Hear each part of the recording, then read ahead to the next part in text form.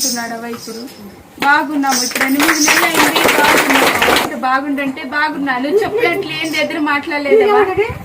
నువ్వు ఏమి ఎదురు మాట్లాడొద్దు. బావా బావా అనుకుంటూ బాగుండన్నావు. బాగున్నా? చెప్పినట్లు నువ్వు చెప్పినావు. అట్లుండు.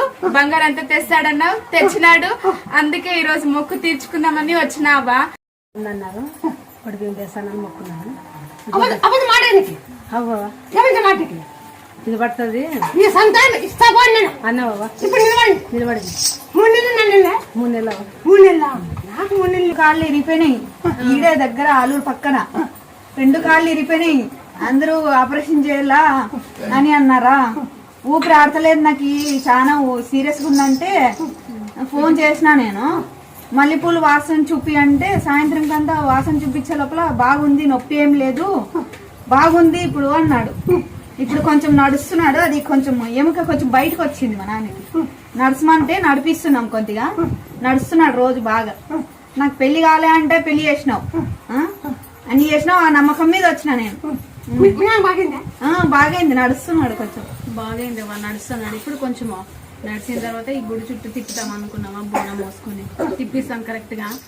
ఈ అమ్మదే సరిగ్గా లేదు, వచ్చిపోతాను.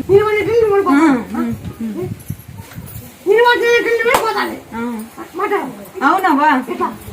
అయినట్లలో అవుతుంది కానీ కావుతుంది కానీ నిలబడట్లేదు.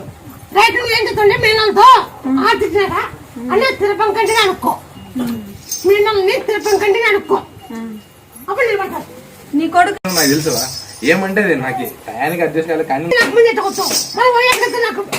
2014లోనే చెప్పినావు మాకి. 2019లో టీడీపీ వస్తాడని, 2019లో జగన్ గెలుస్తాడని చెప్పినావు. మళ్ళీ మొన్న ఎలక్షన్ లో టీడీపీ గెలుస్తాడని చెప్పినావు. నెక్స్ట్ వచ్చే పార్టీది కూడా చెప్పినావు మాకు. అప్పుడే నెక్స్ట్ వచ్చే పార్టీది కూడా చెప్పినావు.